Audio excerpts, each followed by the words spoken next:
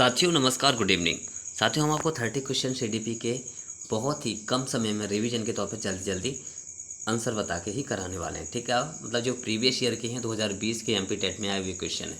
ठीक है साथियों, तो हम रिवीजन के तौर पे जल्दी जल्दी करते हैं। क्वेश्चन नंबर 1 है, निम्न में से कौन सा शिक्षण का सिद्धांत नहीं है। ऑप्शन नंबर 1 है स्वाभाविकता का सिद्धांत, दूसरा है मूर्त से अमूर्त की ओर, तीसरा है निगमन से आगमन की ओर और चौथा है सरल से कठिन की ओर।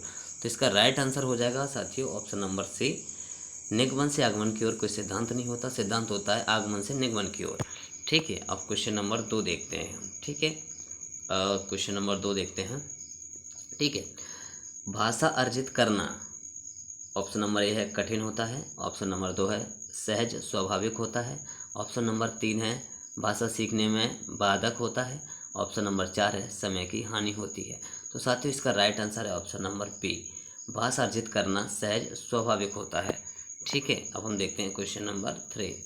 ठीक है, तो निम्न में से उपचारात्मक शिक्षण की सफलता मुख्यतः किस पर निर्भर करती है।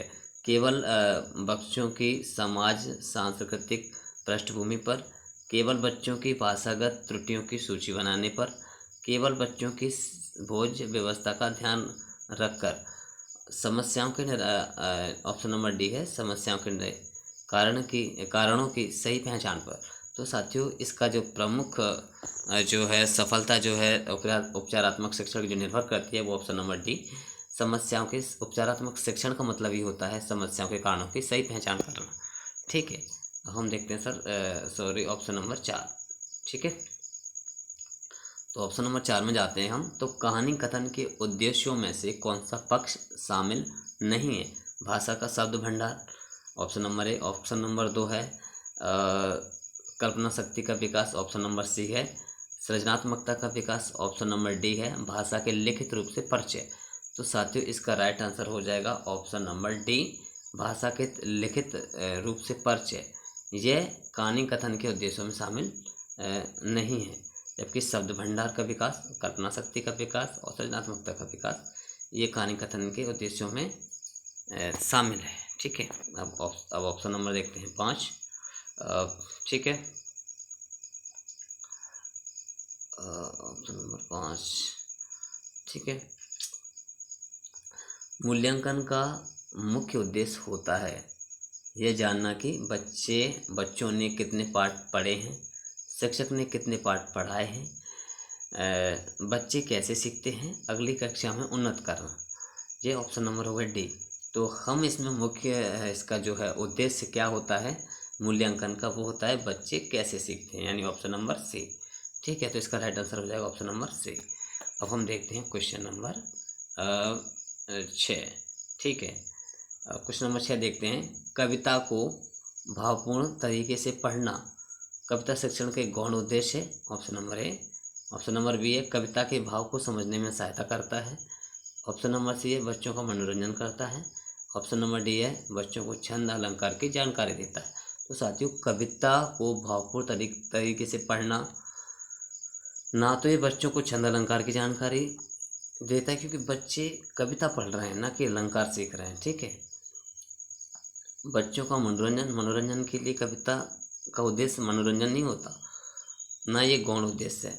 कविता शिक्षण का भावपूर्ण तरीके से पढ़ने का उद्देश्य होता है कविता के भाव को समझने में सहायता करता है। तो ऑप्शन नंबर हो जाएगा बी। ठीक है, अब हम देखते हैं क्वेश्चन नंबर 7। ठीक है, क्वेश्चन नंबर 7 देखते हैं। ठीक है साथियों, क्वेश्चन नंबर 7 है ना। तो लिखित कार्य की जांच में बच्चों की सहायता लेने से केवल पठन कौशल का अभ्यास होता है, बच्चे ज़्यादा गलतियां ढूंढना सीख लेते हैं, बच्चों को दूसरे के हस्तलिखित सामग्री को पढ़ने का अवसर और अवलोकन क्षमता का विकास होता है। तो ये चीज़ें हैं इसमें। तो केवल जहाँ भी शब्द आए हमेशा वो कभी सही 99.9% सही नहीं होता। ठीक है, ठीक है, बच्चे ज़्यादा गलतियाँ ढूंढना सीखते हैं ऐसा बिल्कुल भी नहीं है, बच्चे दूसरों के विचारों से परिचित होते हैं ऐसा भी नहीं है। तो इसका आंसर हो जाएगा ऑप्शन नंबर सी, बच्चों को दूसरों के लिखित सामग्री को पढ़ने का अवसर और अवलोकन क्षमता के विकास होता है। ठीक है, अब हम देखने वाले हैं क्वेश्चन नंबर 8। ठीक है, तो क्वेश्चन नंबर 8 देखते हैं। लोकगीतों को भाषा की कक्षा में स्थान दिया जाना चाहिए क्योंकि लोकगीतों को बढ़ावा देना भाषा शिक्षण का मुख्य उद्देश्य होता है। ऐसा कोई ज़रूरी नहीं है। ऑप्शन नंबर 1, लोकगीत गाए जा सकते हैं, ऐसा भी कोई ज़रूरी नहीं है। केवल लोकगीतों के माध्यम से ही पारंपरिक मूल्यों की शिक्षा दी जा सकती है, ऐसा ज़रूरी नहीं है। ठीक है, तो ऑप्शन नंबर डी इसका राइट आंसर है। इससे बच्चे संस्कृतिगत विशेषताओं से परिचित होते हैं। ठीक है, तो इसका right answer option number D. केवल करके हम वैसे भी काट सकते हैं। ठीक है, अब हम देखते हैं क्वेश्चन नंबर 9। ठीक है, पाठ पढ़कर बच्चों से प्रश्न बनवाने से, पाठ पढ़ा उनसे बच्चों से प्रश्न बनवाए तो उससे क्या होगा। ऑप्शन नंबर ए है, इस बात का पता चलता है कि बच्चे प्रश्नवाचक शब्दों से परिचित हैं या नहीं। ठीक है, ऑप्शन नंबर दूसरा देख लेते हैं। बच्चों को यह जानने का अवसर मिलता है कि बच्चों ने पाठ को कितनी गहराई से समझा। ऑप्शन नंबर सी है, कक्षा कार्य की अच्छी युक्ति पूरी होती है। ऑप्शन नंबर डी है, प्रश्न बनाने की आदत का विकास होता है। तो साथियों, जब पाठ पढ़कर बच्चों से प्रश्न बनवाने से ये होता है, ना तो ये होता है कि प्रश्नवाचक से परिचित कराना ये उद्देश्य नहीं होता, जबकि ये होता है ऑप्शन नंबर 20 का राइट आंसर है कि शिक्षक को यह जानने का अवसर मिलता है, शिक्षक ये जानता है कि बच्चों ने पाठ को कितनी गहराई से समझा है। ठीक है, उन्होंने पूरी तरीके से उसको समझा है, सुना है। ठीक है, जिससे वो क्वेश्चन बना सके। ठीक है, ऑप्शन नंबर इसका बी आंसर हो जाएगा सही। हम जाते हैं ऑप्शन नंबर क्वेश्चन नंबर 10 पे।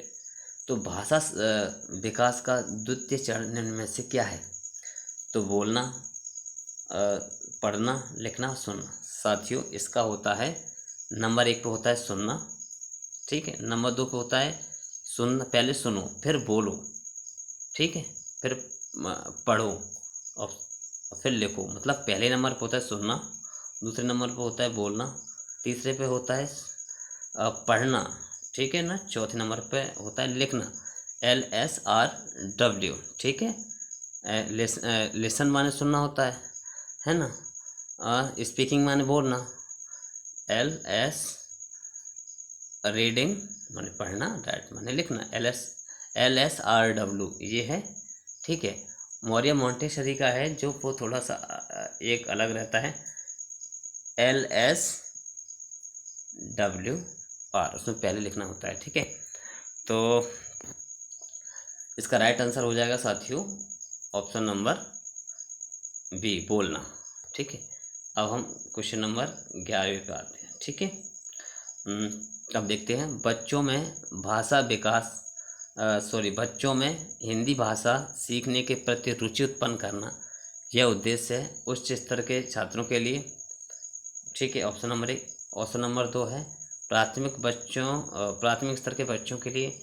ऑप्शन नंबर 3 है माध्यमिक स्तर के बच्चों के लिए। ऑप्शन नंबर डी है केवल हायर सेकेंडरी के छात्रों के लिए। तो बच्चों में हिंदी भाषा सिखाने के प्रति, छोटे में प्राथमिक या बच्चों को सिखाते ही हैं शुरुआती तौर पे, तो बच्चों में हिंदी भाषा सिखाने के प्रति रुचि उत्पन्न करना, मतलब उनके अंदर एक जिज्ञासा उनके अंदर करना हिंदी सिखाने के प्रति। तो वो कहाँ पर होता है सिखाना, शुरुआती तौर पे कहाँ पे होता है। तो हम इसमें कहाँ पे बात की गई है, प्राथमिक की। तो इसमें राइट आंसर हो जाएगा ऑप्शन नंबर बी। ठीक है, बच्चे सीखना तो प्राथमिक से ही स्टार्ट करते हैं, उनके अंदर रुचि उत्पन्न करना। ठीक है, तो इसका नंबर अब हम देखते हैं क्वेश्चन नंबर 12।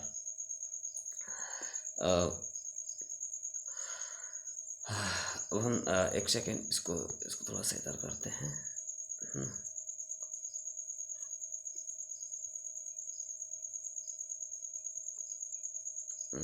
एक सेकेंड यार,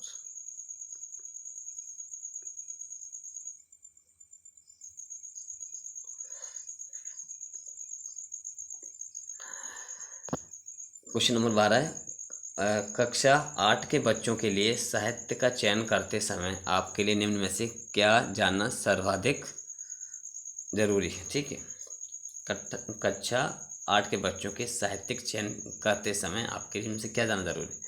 बच्चों की मनोवैज्ञानिक विशेषता क्या है, क्या ये जानना जरूरी है। ऑप्शन नंबर बी, बच्चों की भाषा प्रयोग की क्षमता जानना ज़रूरी है। ऑप्शन नंबर सी, पुस्तक के प्रकाशन से संबंधित जानकारी, या बच्चों के मनोवैज्ञानिक विशेषता और भाषा के प्रयोग की क्षमता। तो साथियों देखिए, पहले ऑप्शन में क्या लिखा था, बच्चों की मनोवैज्ञानिक विशेषताएं, दूसरे में लिखा था बच्चों की भाषा प्रयोग की क्षमता। ठीक है, लेकिन इनमें हमें ये दोनों चीज़ें ज़रूरी थी। अब दोनों टिक तो हो नहीं सकते, तो इसमें दोनों का जो एक कॉमन लाइन लिखी हुई है वो लिखी ऑप्शन नंबर डी में, तो इसका राइट आंसर होगा ऑप्शन नंबर डी। ठीक है, तो इसका ऑप्शन नंबर डी होगा राइट आंसर। अब हम क्वेश्चन नंबर देखते हैं 13। ठीक है, तो नाटक, सिनेमा, परिचर्चा, वाद विवाद आदि बच्चों की स्वतंत्र मौखिक और लिखित, एक सेकंड में आपको पूरा क्वेश्चन नहीं दिख रहा है शायद, है ना, और रुक जाए। अब देखते हैं, नाटक, सिनेमा, परिचर्चा, वाद विवाद आदि बच्चों की स्वतंत्र मौखिक व स्वाभाविक लिखित, ठीक है, मानक, सहज, अप्रभावी लिखित, योजना, सरलता लिखित, अभिव्यंजना, व्यक्तिगतता और मौखिक। तो साथियों, जो नाटक है, सिनेमा है, परिचर्चा है, वाद विवाद आदि बच्चों की स्वतंत्र व स्वाभाविक मौखिक और लिखित आदि चीज़ें होती है, तो इसका ऑप्शन नंबर हो जाएगा ए। न कि अप्रभावी होती हैं, न सरल, न लिखित। लिखित तो इसमें कुछ है ही नहीं। नाटक में लिखित का क्या मतलब है, कोई मतलब नहीं। वाद विवाद हो रहा है तो उसमें नाटक का कोई रोल नहीं है। सिनेमा में देख रहे हैं तो उसमें कोई रोल लिखित का है नहीं, है ना। और वाद विवाद में भी व्यक्तिगत है नहीं, सभी शामिल रहते हैं। तो ऑप्शन नंबर ए इसका राइट आंसर हो जाएगा। अब हम देखते हैं क्वेश्चन नंबर 14। ठीक है, क्वेश्चन नंबर हम 14 देखते हैं। ठीक है, ये आ गया क्वेश्चन नंबर 14। भाषा सीखने में होने वाली त्रुटियाँ बच्चे शिक्षक पाठ्यक्रम आदि की असफलता के संकेत हैं। क्या ये इसका राइट आंसर है? सही नहीं है, इनके प्रति कठोर रवैया अपनाना चाहिए। क्या ये सही है? ऑप्शन नंबर सी, भाषा सीखने की प्रक्रिया के स्वाभाविक पड़ाव है। ठीक है, ऑप्शन नंबर डी, भाषा प्रयोग की असफलता की ओर संकेत करता है।